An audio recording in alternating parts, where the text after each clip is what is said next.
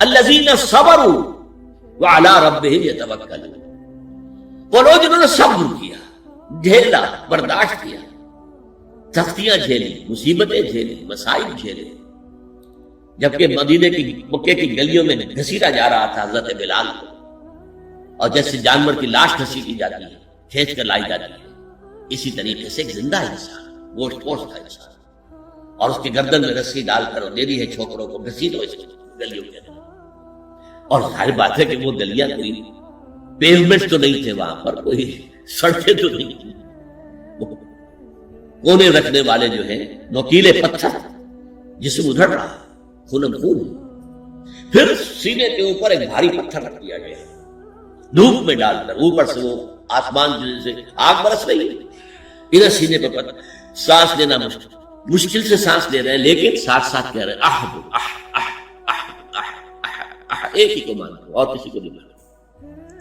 الذین صبروا، جن لوگوں نے صبر کیا، وعلی ربہم یتوکلون، اور جو اپنے رب ہی پر توکل کرتے رہے، ہمارا پروردگار ہی ہمارے لیے راستے کھولے گا، ہمارا پروردگار ہی آخر میں ہماری مدد کرے گا، ہمارا پروردگار جو ہے ہمیں کامیابی نصیب فرمائے گا۔ علی ربہم یتوکلون وَكَأَيٍّ مِّن دَابَّةٍ لَا تَحْمِلُ رِزْقَهَا، اور کتنے ہی چوپائے ہیں زمین میں تم دیکھتے ہو، وہ اپنا رزق اٹھائے تو نہیں پھرتے۔ یہ پرندے جو ہیں، کیا ان کا رزق ان کے پاس اسٹور میں نہیں ہوتا؟ حضرت مسیح کا ایک بڑا پیارا جملہ ہے سرمن آف دی ماؤنٹ میں، کیوں فکر کرتے ہو، اپنے حواریین سے کہہ رہے، کیوں فکر کرتے ہو کہ کیا کھائیں گے؟ تم جنگل کی چڑیوں کو نہیں دیکھتے کہ وہ خالی پیٹ اپنے گھونسلوں سے نکلتی ہیں اور شام کو آسودہ ہو کر واپس آتی ہیں؟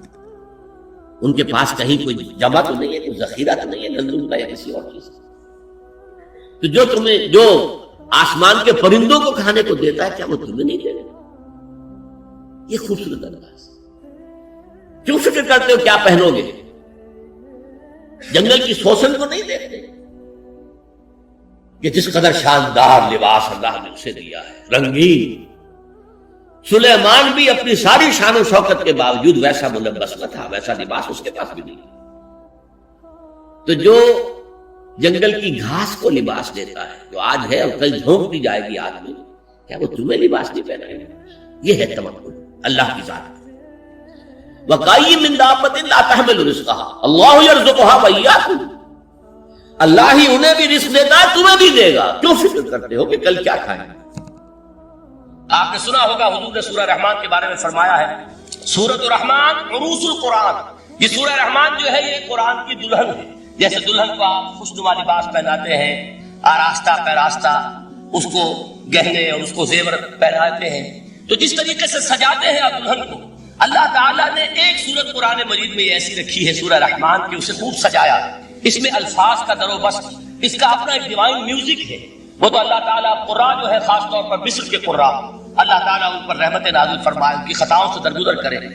جس طرح قرآن کے انٹرنسک میوزک کو انہوں نے واضح کیا، واقعہ یہ ہے کہ اگر یہ لوگ نہ ہوتے، شیخ عبد الباسط محمد عبد الصمد، شیخ محمود خلیل حسن، یہ لوگ جنہوں نے قرآن کے اس غنا میوزک، یہ لفظ جو ہے آپ حیران نہ ہو کہ میں یہ کچھ توہین کر رہا ہوں قرآن کی، حضور نے یہ لفظ استعمال کیا ہے، تغنو، اس قرآن کو اچھی سے اچھی خوشلحانی کے ساتھ پڑھو۔ من لم یتغن بالقرآن فلیس منا، جو قرآن کو بہتر سے بہتر انداز میں، اچھی سے اچھی آواز میں، خوشلحانی کے ساتھ پڑھنے کی کوشش نہیں کرتا، وہ ہم میں سے نہیں۔ بلکہ ایک مرتبہ حضور رات کے وقت آپ گشت پر تھے اپنے ساتھیوں کے حالات معلوم کرنے کے لیے۔ حضرت ابو موسیٰ اشعری رضی اللہ تعالیٰ عنہ ایک صحابی ہیں، ان کے گھر کے پاس سے گزر ہوا، وہ رات کو تہجد پڑھ رہے تھے، کھڑے ہوئے کیف کے عالم میں قرآن تلاوت کر رہے ہیں۔ حضور کو بہت پسند آئی ان کی قرات، کافی دیر تک وہاں کھڑے سنتے رہے۔ اب انہیں کیا پتا کون سن رہا ہے، بالکل اسی طرح سمجھ لیجئے ایک بات یاد آئی ہے، حضور فرماتے ہیں کہ جس طرح کان لگا کر اللہ قرآن کو سنتا ہے، کسی چیز کو نہیں سنتا، ہمیں نظر نہیں آتا نا، ہمیں معلوم نہیں، ہم قرآن پڑھ رہے ہیں تو سننے والا کون ہے؟ سب سے زیادہ کان لگا کر خود اللہ۔ یہاں اس لیے مجھے یاد آیا کہ ابو موسیٰ اشعری کو کیا پتا تھا کہ کون سن رہا ہے؟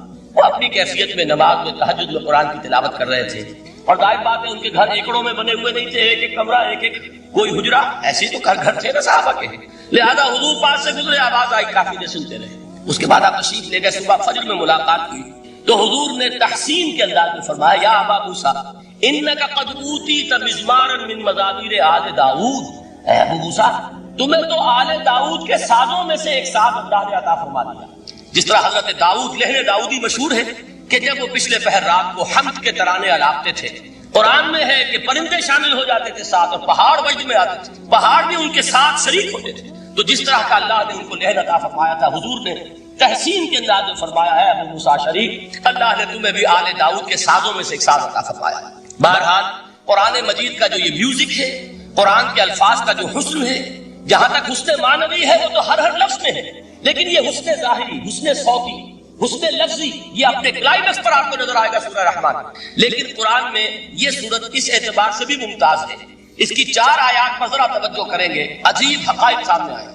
جہاں یہ قرآن مجید کے حسن صوت اور حسن لفظی کی معراج ہے، وہیں اس کی پہلی 4 آیات میں 4 چوٹی کی چیزوں کا ذکر ہے، سب سے اونچی چیز.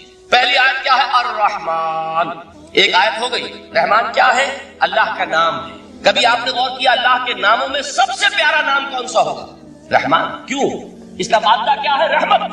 ہمیں سب سے بڑھ کر جس چیز کی ضرورت ہے وہ کیا ہے؟ رحمت خدا بندی. نام اچھی طرح سن لیجئے اس حضور کے قول کو. حضور فرماتے کوئی شخص جنت میں مجرد اپنے عمل کی بنیاد پر داخل نہیں ہو سکے گا جب تک کہ رحمت خدا بندی دستگیری نہ کرے. کسی صحابی نے بڑی ہمت اور جرأت کا ثبوت دیا کہ پوچھ لیا کیا حضور آپ بھی؟ جب آپ نے فرمایا کوئی شخص داخل نہیں ہو سکتا جنت میں محض اپنے عمل کی بنیاد پر جب تک کہ رحمت خدا بندی جو ہے وہ دستگیری نہ فرمائے. پوچھا گیا کیا آپ بھی؟ آپ نے فرمایا ہاں میں بھی. آپ انداز کیجیے کہ اگر محمد الرسول اللہ بھی رحمت خدا بندی کے ضرورت مند ہوں تو تاب دیگرا چے رسد ہماری تو سب سے بڑی ضرورت رحمت خدا بندی. اب یہ رحمت جو ہے قرآن مجید میں اللہ تعالیٰ کی یہ شان 2 الفاظ کے ذریعے سے آتی ہے، رحیم اور رحمان. اور کوئی مادہ نہیں جس سے 2 نام بنتے ہوں اللہ، لیکن یہ مادہ ہے واحد رحمت کا کہ جس سے رحمان بھی ہے رحیم بھی ہے. رحیم صفت مشبہ ہے، رحمت دائم ہو جائے گی، مستقل ہوگی تو رحیم کہیں گے. اور رحمان اس میں رحمت کی ہے وہ شان ہے کہ جیسے ٹھاٹھے مارتا ہوا سمندر ہو، ہیجان کی کیفیت، طوفانی کیفیت. رحمت خداوندی کا طوفانی جوش وہ ہے رحمان. آپ تو رہتے اس علاقے میں ہیں، آپ کو معلوم ہے عرب اگر بھوکا مرا جا رہا ہو تو کیا کہے گا؟ انا جوعان. پیاسا مرا جا رہا ہو انا عطشان. بہت غضبناک ہوگا غضبان. غضبان آصفہ قرآن میں آیا، بہت غضبناک. رحمان جس کی رحمت جو ہے جوش میں ہے، ٹھاٹھے مارتے ہوئے سمندر کے مانا. تو یہ اللہ تعالیٰ کے ناموں میں سب سے پیارا نام. اب آگے چلیے.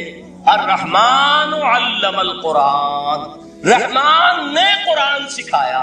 رحمت خداوندی کا سب سے بڑا مظہر، رحمان کی رحمانیت کا سب سے بڑا مظہر قرآن ہے. ان میں جو منطقی ربط ہے اس کو سمجھتے جائیے. اچھا آپ یہ سوچئے جو علم بھی انسان کو حاصل ہوا وہ کس نے دیا؟ اللہ نے. سائنس کا علم کس نے دیا؟ اللہ نے. علم آدم الاسماء کلھا. وہ علم الاسماء جو حضرت آدم کو دے دیا گیا تھا ازل میں، یہ اسی کا ظہور ہے، یہ اسی کی ایکسفولیشن ہے جو ہو رہی ہے ہوتی رہے گی ابھی. اور دوسرے علم ہے وہ کس نے دیا؟ اللہ. لا یحیطون بشیء من علمہ الا بما شاء. مخلوق میں سے کوئی اللہ کے علم میں سے کسی شے کا احاطہ نہیں کر سکتا مگر وہ جتنا اللہ دینا چاہے.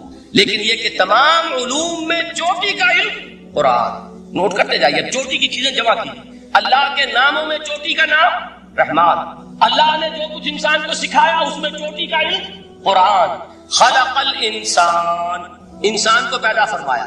سوال یہ کہ حیوانات کو کس نے پیدا فرمایا؟ آسمان کس نے پیدا کی؟ زمین کس نے پیدا کی؟ فرشتے کس نے پیدا کی؟ کیا مطلب خلق الانسان؟ اس کی تمام مخلوقات میں اس کا کلائمیکس، اس کی تخلیق کی معراج، اس کے تخلیق کا نقطہ عروج انسان یہ ہے کہ جو مسجود ملائک بنا ہے. وَلَقَدْ كَرَّمْنَا بَنِي آدَمَ وَحَمَلْنَاهُمْ فِي الْبَرِّ وَالْبَحْرِ وَرَزَقْنَاهُمْ مِنَ الطَّيِّبَاتِ وَفَضَّلْنَاهُمْ عَلَىٰ كَثِيرٍ مِّمَّنْ خَلَقْنَا تَفْضِيلًا. تو تخلیق میں سب سے اونچی تخلیق انسان. علموں میں سب سے اونچا علم قرآن کا. اللہ کے ناموں میں سب سے اونچا نام رحمان. تقاضے پورے کرو. تقاضے کیا ہے؟ ایمان ہے تو عمل درست ہونا چاہیے، ایمان ہے تو جہاد ہونا چاہیے، ایمان ہے تو جان اور مال کھپانی چاہیے. تو جو ایمان دوسرے لوگ جس طرح لائے ہیں، حمزہ بھی تو ایمان لائے ہیں، آخر ان کا راستہ تمہیں نظر نہیں آ رہا؟ ابو بکر ایمان لائے ہیں، ان کی طرح ایمان لاؤ. تو انہوں نے کیا کہا؟ انؤمن کما آمن السفہاء. کیا اس طرح ایمان لائے جیسے یہ بے وقوف لائے؟ سفیہ کا لفظ تو سبھی جانتے ہیں. یہ سفہاء کسے کہہ رہے ہیں؟ آپ نے پڑھا تو بہت مرتبہ ہوگا ان آیات کو. کبھی سوچا کس کو کہہ رہے ہیں؟ وہ ابو بکر کو کہہ رہے ہیں، وہ حمزہ کو کہہ رہے ہیں، وہ عمر کو کہہ رہے ہیں. ان کی تو مت ماری گئی. غر ہؤلاء دینہم. انہیں تو کوئی ہوش ہی نہیں. 2 مرتبہ حضرت ابو بکر نے وہ کام کیا ہے کہ ہر ورلڈلی وائز انسان یہ کہے گا کہ حماقت کی ہے، جس کے سامنے دنیا ہے۔ جب ہجرت کے لیے حضور تشریف لے جا رہے تھے 40,000 درہم کا سرمایہ تھا، جبکہ حضرت ابوبکر ایمان لائے، مکے کے چوٹی کے تاجروں میں سے تھے جو ملک التجار کہلاتے، لیکن اب وہ روپیہ کہاں خرچ ہوا؟ بلال کو خریدا، روپیہ دے کے خریدا یا ویسے خرید لیا؟ آزاد کر دیا۔ ابو فقی کو خریدا، آزاد کر دیا۔ 6 ہیں غلام اور کنیزیں محمد رسول اللہ پر ایمان لانے والے، جن کو ابو بکر نے اپنے پیسے سے خریدا اور آزاد کیا۔ یہ روپیہ تو پگھل رہا ہے نا، اب جو تھوڑی بہت پونجی رہ گئی ہے، تو جب حضرت حضور ہجرت کے لیے تشریف لے جا رہے ہیں، وہ ساری پونجی اپنے ساتھ لے گئے، گھر والوں کو چھوڑ کر گئے۔ بوڑھا باپ اندھا ابو قحافہ، بعد میں وہ بھی ایمان لے آئے، اور یہ ابو بکر ہے کہ جن کی 3 نسلیں ایک وقت میں موجود تھی مسلمانوں۔ ابو قحافہ مومن، ابو بکر مومن، اور ابو بکر کی اولاد مومن، عائشہ، اسماء اور ابو بکر اور عبد الرحمن ابن ابی بکر، یہ کون ہے؟ تو 3 نسلیں جس کی بیک وقت رہی ہیں ایمان میں، وہ شاد لوگ ہیں، ان میں ابو بکر۔ لیکن یہ کہ اس وقت تک ابو قحافہ ایمان نہیں لائے تھے، والد نابینا تھے، تو والد ہے، بیٹیاں ہیں، حضرت عائشہ، حضرت اسماء، حضرت رضی اللہ تعالیٰ عنہما، بیوی ہے، کچھ نہیں چھوڑ کے گئے ایک پیسہ۔ جب باپ کو معلوم ہوا بیٹا چلا گیا محمد کے ساتھ صلی اللہ علیہ وسلم، سخت غصے میں ہے، بیٹے صاحب میں ہے، اب ہمارا کون والی وارث ہوگا؟ کون ہے ہماری خبرگیری کرنے والا؟ بیٹیوں سے پوتیوں سے اپنے پوچھتے کچھ چھوڑ کے بھی گیا کہ نہیں؟ تو کہا ابا جان کیا کیا انہوں نے؟ کبھی پڑھے ہیں واقعات؟ کچھ کنکر روڑے لیے، ایک کپڑے میں پوٹلی بنائی اور اندھے دادا کا ہاتھ اوپر کروایا، دیکھیے دادا جان یہ چھوڑ گئے ہیں، یہ مال ہے، یہ سونے اور چاندی کے سکے ہیں، ابا جان ہمیں ایسے نہیں چھوڑ کر گئے۔ واقعہ کیا ہے کہ ایک پیسہ نہیں چھوڑا ابو بکر نے گھر والوں کے لیے، سب کچھ لے گئے کہ کیا پتا محمد کے ساتھ جا رہا ہوں، کس وقت کیا ضرورت پیش آ جائے سنبھال۔ تو یہ کوئی عقل مندی کی بات ہے؟ اپنے غریبانوں میں جہاں کی آپ یہ عقل مندی کریں گے، کہیں چاہے نہ، یہ بات دوسری ہے، لیکن یہ کہ اس کو کون ہم میں سے عقل مندی کہے گا؟ اسی طریقے سے جب غزوہ تبوک کا وقت آیا، وہ واقعہ تو بہت مشہور ہے، حضرت عمر فرماتے ہیں کہ اس زمانے میں میرے پاس اتفاقاً پیسہ بہت تھا، میں نے یہ سوچا دل میں کہ اس مرحلے پر تو میں ابو بکر سے بازی لے جاؤں گا۔ مسابقت ان میں بھی تھی، لیکن نیکی کی مسابقت، خیر کی مسابقت، انفاق فی سبیل اللہ کی مسابقت، تو میں نے سوچا کہ میں بازی لے جاؤں گا۔ میں نے کیا کیا، کل دولت جو تھی اس کے 2 حصے کیے، ایک حصہ گھر رکھا اور ایک لا کے حضور کی خدمت میں پیش کر دیا۔ حضور نے پوچھا کہ عمر گھر والوں کے لیے کچھ چھوڑا؟ کہ جی ہاں، نصف کیا میں نے، نصف اللہ کی راہ میں حاضر ہے، نصف چھوڑا ہے، ٹھیک ہے۔ اب وہ آئے ابو بکر، پوچھا حضور نے ابو بکر گھر والوں کے لیے کچھ چھوڑا؟ کہ نہیں، صدیق کے لیے ہے خدا کا رسول، بس گھر میں اللہ اور اس کے رسول کے نام کے سوا کچھ نہیں۔ یہی ہے نا، پروانے کو چراغ ہے، بلبل کو پھول، بس، اور صدیق کے لیے ہے خدا کا رسول، بس، مجھے گھر والوں کے لیے کچھ نہیں۔ یہ کام جو ہے، تو یہ جن کا ہم اس وقت ذکر پڑھ رہے ہیں منافقین، ان کے نزدیک حماقت تھی یا عقل مندی تھی؟ یہ سمجھداری تھی یا بے وقوفی تھی؟ وہ ہے جو بات کہہ رہے ہیں کہ جب ان سے کہا جاتا ہے ایمان لاؤ بھلے لوگوں کی طرح جیسے دوسرے لوگ ایمان لائے ہیں، تو کیا کہتے ہیں؟ انؤمن کما آمن السفہاء الا انہم هم السفہاء ولکن لا یعلمون۔ آگاہ ہو جاؤ، اصل احمق یہ ہے، اصل بے وقوف یہ ہے، انہیں نہیں پتا کہ حقیقت کیا ہے، نفع کیا ہے، نقصان کیا ہے۔ وہ جو بات میں نے سورۃ العصر میں بیان کی تھی، والعصر ان الانسان لفی خسر الا الذین آمنوا وعملوا الصالحات وتواصوا بالحق وتواصوا بالصبر۔ جس کے ذہن اور قلب پر یہ صورت گندا ہو جائے گی، اس کے نزدیک عقل مندی یہ ہے کہ سب کچھ اللہ کی راہ میں لگا دے۔ جس کے دل میں یہ بات بیٹھی نہیں، اس کے لیے عقل مندی یہ ہے کہ بچا بچا کر رکھو، چھپا چھپا کر رکھو، سنبھال سنبھال کر رکھو۔ عقل مندی کا اس میں تقاضا کچھ اور، اس میں تقاضا کچھ اور۔ لیکن یہاں بھی فرمایا ولکن لا یعلمون، انہیں ابھی علم نہیں ہے اس سے پہلی آیت میں بھی فرمایا ولکن لا یشعرون، انہیں شعور نہیں ہے۔ دیکھیے میں آپ کو بتا رہا تھا، یہ وہ غیر شعوری نفاق ہے، یہ بڑھتا چلا جا رہا ہے۔ پہلے جھوٹا بہانہ تھا، پھر جھوٹی قسمیں ہوئی، پھر دشمنی ہو گئی صادق الایمان، جو جان اور مال لگا رہے ہیں، نچھاور کر رہے ہیں پروانہ وار، اللہ پر، اللہ کے دین کے اوپر نثار کر رہے ہیں اپنے آپ کو، ان سے عداوت، ان سے دشمنی، ان کا بغض، یہ 3rd سٹیج تک پہنچ گئے۔ اب بھی وہ اپنے آپ کو منافق نہیں سمجھتے، وہ سمجھتے عقل مند تو ہمیں، یہ تو بے وقوف ہے، ہم ہیں اصل میں۔ بھائی سمجھ کے چلنا چاہیے، تیل دیکھنی چاہیے، تیل کی دھار دیکھنی چاہیے، دائیں بائیں دیکھنا چاہیے، حفاظت کا بھی خیال ہونا چاہیے، یہ ساری چیزیں تو عقل مندی ہے نا دنیا کے اعتبار سے۔ تو وہ تو انہیں بے وقوف سمجھ رہے ہیں، اپنے آپ کو منافق کہاں سمجھیں گے؟ چاہیے ٹھیک ہے بھائی، دین بھی چاہیے، لیکن دنیا کی فکر بھی چاہیے کہ نہیں؟ یہ آپ کہتے ہیں کہ نہیں کہتے؟ یہ تو بات آپ نے بہت دفعہ سمجھی بھائی، ٹھیک ہے دین بھی ہونا چاہیے لیکن دنیا بھی تو ہونی چاہیے کہ نہیں؟ یہ ہے سمجھ دنیا کی، یہ ہمارے معیارات ہیں، یہی وجہ ہے کہ دین ذلیل سے ذلیل تر ہو رہا ہے. دین وہ جو میں نے حال ہی کے اشعار سنائے تھے کہ پستی کا کوئی حد سے گزر نہ دیکھے، اسلام کا گر کر نہ ابھر نہ دیکھے، مانے نہ کبھی کہ مد ہے ہر جذر کے بعد دریا کا ہمارے جو اتر نہ دے. یہ دریا چڑھا کب تھا؟ جب صحابہ کرام نے وہ فینیٹسزم جس کو آج ہم کہیں گے اس کا جب مظاہرہ کیا، اس کا ثبوت دیا، دامے دل میں سخنے جان مال تن دھن سب لگا دیا، تو اللہ کے دین میں بہار آ گئی، رونق آ گئی، دین کا غلبہ ہو گیا. اور جب ہم اپنے سمجھ کر رکھیں گے تو ظاہر بات ہے کہ اس کا تو پھر جو حشر ہوگا وہ وہی. دین میں کمزوری، ہماری دنیا جو ہے پھل رہی ہے پھول رہی ہے، دین جو ہے وہ کمزور ہوتا جا رہا ہے. یہ ہے تھرڈ سٹیج اس نفاق کی کہ جس کے بعد اب کوئی امکان واپسی کا نہیں. یہ غیر شعوری نفاق جان لیجئے کہ یہ نہیں ہے کہ ماضی ہی ماضی میں تھا اب اس کا کوئی امکان نہیں. یہ نہ سمجھیے اب بھی یہ نفاق جو ہے یہ میں بتا دوں آپ کو، ایک عام آدمی ہے، دین کا تقاضا ہی سامنے نہیں ہے، اسے پتہ ہی اتنا ہے کہ اللہ کے دین کا تقاضا نماز روزہ، وہ نماز روزہ کر رہا ہے، اس پر نفاق کا حملہ نہیں ہوگا. اس کو آپ کہہ دیں کہ اس کی سمجھ کم ہے، اس کا شعور کم ہے، اسے پتہ نہیں ہے، دین کے تقاضوں سے واقف نہیں ہے، وہ بچا ہوا ہے، وہ محفوظ ہے.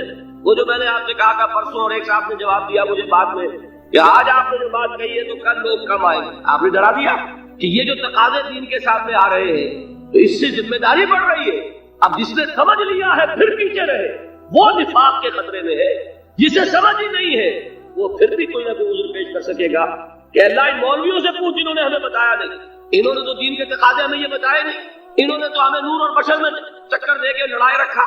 ان سے پوچھ، اصل سے مجرم جو ہے وہ یہ ہے. وہ واقعہ یہ ہے کہ کسی درجے میں بچے کہ دین چاہتا کیا ہے، دین کے تقاضے کیا ہیں، توحید کی حقیقت کیا ہے، شرک کی حقیقت کیا ہے، اس کی طرف اگر توجہ ہی نہیں دلائی جا رہی اور اس غریب کو پتہ ہی نہیں، اسے پتہ ہی صرف یہ ہے کہ کھڑے ہو کر سلام پڑھنے میں اتنا فائدہ ہوتا ہے، وہ پڑھ رہا ہے بیچارہ، لہذا اس کا معاملہ آسان ہے بنسبت اس شخص کے کہ جس کے سمجھ میں آ گیا ہو، بات اس نے پالی ہو. دین یہ چاہتا ہے، دین اپنا غلبہ چاہتا ہے. علامہ اقبال نے غالب پر ایک جو نظم لکھی ہے باغ درا میں ہے، اس کا ایک شعر بڑا پیارا ہے. گیسوئے اردو ابھی منت پذیر شانہ ہے، شمع یہ سودائی دل سوزی پروانہ. یہ دین جو ہے یہ تو چاہتا ہے کہ اہل ایمان پروانہ وار اس شمع پر نثار ہو، جانے لگا دے، گردنیں کٹوا دے. ولا تقولوا لمن يقتل في سبيل الله اموات بل احياء ولكن لا تشعرون. اور اگر اس سے پیچھے ہٹیں گے، قدم پیچھے ہٹا نہیں کہ نفاق کی زد میں آئے نہیں. وہ نفاق کی پہلی stage, second stage, third stage وہاں پہنچ گئے، واپسی نہیں. اس کے لیے ایک اور دو آیات میں چاہتا ہوں کہ اس سے اس حقیقت کو اور سمجھ لیں اچھی طرح تاکہ کوئی اشکال نہ رہ جائے. ایک آیت تو میں نے شروع میں پڑھی تھی، ایک نہیں ہے یعنی ایک جگہ سے سورہ عنکبوت، اور ایک آیت ہے سورہ حج کی، وہ میں نے شروع میں تلاوت نہیں کی. سورہ حج کی آیت دیکھیے، اس قدر پیاری آیت ہے. دوسرے رکوع کے اندر آپ کو آیت ملے گی، سورہ حج 17ویں پارے میں ہے، نصف کے بعد شروع ہوتی ہے، اور اس کے دوسرے رکوع وَمِنَ النَّاسِ، اور لوگوں میں سے کچھ ایسے بھی مَن يَعْبُدُ اللَّهَ عَلَى حَرْفٍ، جو اللہ کی بندگی کرنا چاہتے ہیں کنارے پر کھڑے ہو. ایک ہے مجدھار میں کودنے والے کہ ہر جبادہ باد ماں کشتی درا بنداختے، جیسے کہ طارق نے کیا تھا، ادھر ساحل اردوس پر قدم رکھا، ادھر کشتیوں میں آگ لگا دی کہ کسی کے دل میں خیال ہی نہ آئے کہ واپسی بھی ہے، کوئی کسی کے ذہن میں سوال ہی پیدا نہ ہو کہ اب گھر واپس جانا ہے. طارق جو بر کنارہ اندر سفینہ سو گفتن دکارے تو رہے عقل و خرد خطاس. دیکھیے وہی عقل اور بے وقوفی والی بات آ گئی. لوگوں نے کیا یہ طارق کیا کیا، عقل مندی کی روح سے تو یہ غلطی کی تم نے. عقل تو یہ سکھاتی ہے کہ ذرا سنبھل کر چلو، جذبہ یہ کہتا ہے کہ نہیں، واپسی کا کوئی سوال. اس نے اقبال نے یہی نقشہ کھینچا ہے کہ بے خطر کود پڑا آتش نمرود میں عشق،